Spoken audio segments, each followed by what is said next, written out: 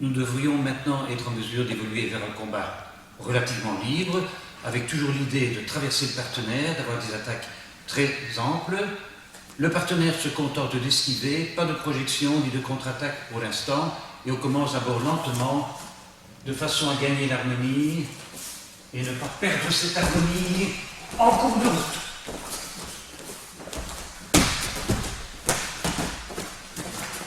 Tu attaques s'il te plaît.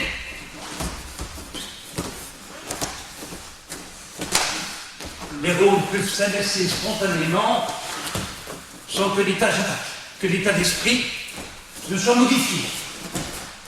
Tu peux éventuellement reculer quand tu le sens, et moi je peux poursuivre. Et on s'adapte. Tu attaques s'il te plaît. Grande attaque. Ici et là. Oui.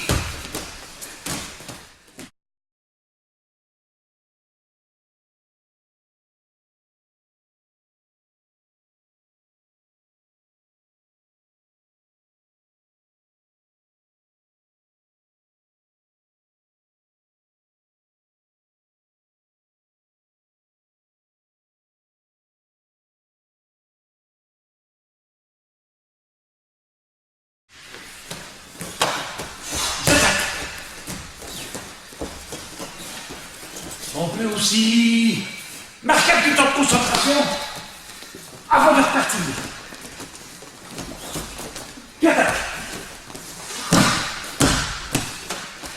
Plus loin. Encore. Bien.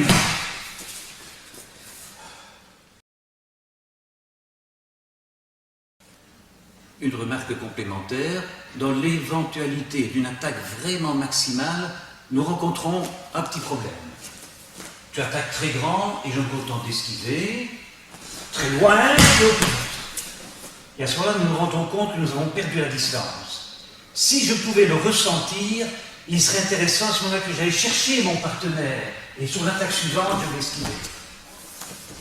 Ce n'est pas évident de ressentir ça dans le cadre de combat. Les attaques sont souvent quand même plus courtes, même si elles ambitionnent de traverser le partenaire, mais parfois on peut imaginer qu'il se donne vraiment à fond, et pour ne pas perdre la distance, je reviens vers lui, je vais le chercher pour l'encourager à poursuivre ses attaques.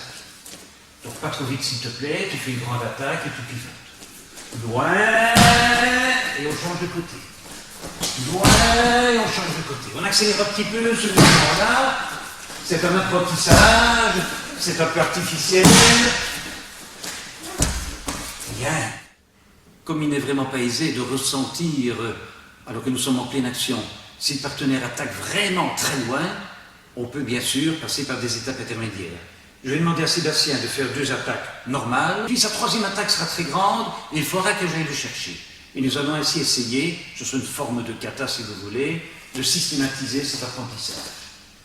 Tu avances, tu te prépares à faire droite-gauche, une attaque, 2 attaques, très loin, je vais te chercher.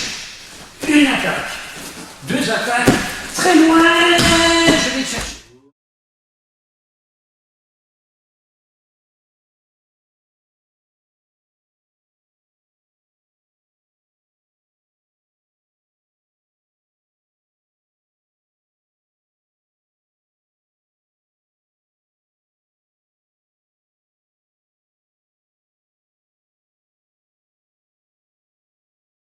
Je voudrais approfondir un petit peu le concept de la vitesse. Parce que trop souvent on a l'impression, quand on a des mouvements très secs, très courts, très syncopés, que là c'est une vitesse qui quelque part impressionne. Mais rappelons-nous que la vitesse, c'est un rapport entre l'espace et le temps. Donc travailler très court ne nous permet pas de donner toute l'énergie dont nous serions capables. Et puis il est difficile d'analyser quand les mouvements sont très courts et très serrés. Donc il vaut mieux au départ travailler calmement et penser travailler loin. Or, c'est peut-être ce qui est le plus difficile, c'est de travailler au ralenti, d'effectuer lentement des mouvements qui sont censés être très dynamiques et être très très grands. Par exemple, l'attaque que vous venez de voir et qui nécessite une esquive particulière du partenaire. Si tu veux bien simplement te mettre en face de moi, te positionner. Tu ne bouges pas s'il te plaît, Caroline. Un pied de devant, mets-toi un peu en garde, tu seras plus réaliste. Donc si vraiment je donne un mouvement maximum, mon attaque va me porter jusqu'ici. si je veux reproduire cela au ralenti, ben, il ne faut pas évidemment tendre le bras ici et puis marcher jusque-là pour faire plaisir. Il faut essayer, et ça ce n'est pas évident, de se mettre au maximum en déséquilibre et de ressentir tout le dynamisme et le déséquilibre qu'il y aurait pour venir jusqu'ici. Et ça, ce n'est pas facile.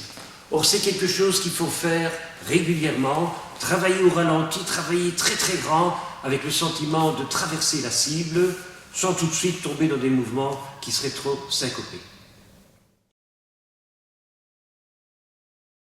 Dans l'optique du combat, on est toujours face à son partenaire, on ne lui tourne pas le dos. Mais nous aborderons bientôt l'idée d'un attaquant devant et un derrière. À ce moment-là, il faudra bien développer notre troisième œil, nous équiper éventuellement de rétroviseurs, et élargir notre champ de vision. On commence de nouveau toujours par des exercices très simples. Le partenaire avance le pied gauche, et on pivote pied gauche devant également, de façon quelque part à s'emboîter, ne pas risquer de se heurter. On grignote un peu la distance, et quand l'un avance, l'autre également. De nouveau, c'est aussi bien elle que moi qui provoquons le mouvement. Alors ne soyez pas comme ceci, tournez franchement le dos, de façon à ce que l'autre soit à la limite de votre vision périphérique. Et on essaye tout doucement de s'anticiper, d'anticiper l'un l'autre. Quand je pivote sans se quitter les yeux, c'est elle qui me tourne bien le dos. Elle tourne complètement, reprendre sa largeur. Un petit peu grignoter la distance, et elle ressent, c'est quand elle veut. Et la tête a tourné instantanément. Un peu plus de face à laquelle, voilà, mais le regard toujours ici. On avance un petit peu, voilà. Et tu pivotes, et je reviens. Et ne pas se quitter derrière. Imaginez que de ses yeux à mes yeux, il y a une sorte d'élastique là, oui, et ça il faut tout le temps le garder. Ne pas le rompre, ne pas regarder ailleurs et rester en communication avec le partenaire. Ce n'est pas si facile.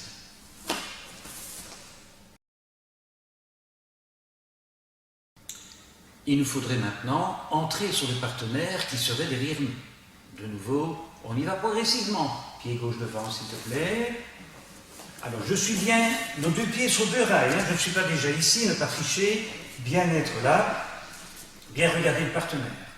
Et bien sûr, en cas d'attaque maintenant, ce serait la parade de l'intérieur. Tu attaques, s'il te plaît. Là, on se regarde. Et si je veux reproduire l'exercice, tu pivotes. Et moi, je reste de dos. Tu attaques doucement. Ah! Pas possible d'aller de ce côté-là. Je ne peux pas faire la parade de l'intérieur. Je vais donc devoir me glisser ici.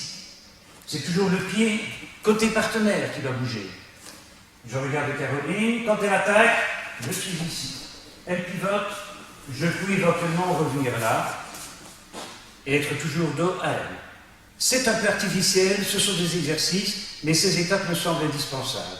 Tu attaques droite, je suis ici. Tu pivotes, j'avance. Je fais mon autre entrée arrière, tu pivotes, et j'avance. On change de pied tous les deux.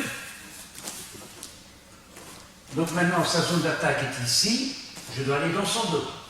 Nos deux pieds sont bien sur les deux rails. Je regarde toujours vers la jambe arrière. Et vous ressentirez mieux si vous êtes très fendu. Quand on est plus ou moins debout, on sait regarder d'un côté ou l'autre. Donc travaillez dans de belles attitudes. Elle attaque, esquive de l'intérieur. Elle pivote, je fais un pas. De nouveau, il n'est pas question que j'aille, montre bien ton attaque s'il te plaît. Là, c'est force contre force.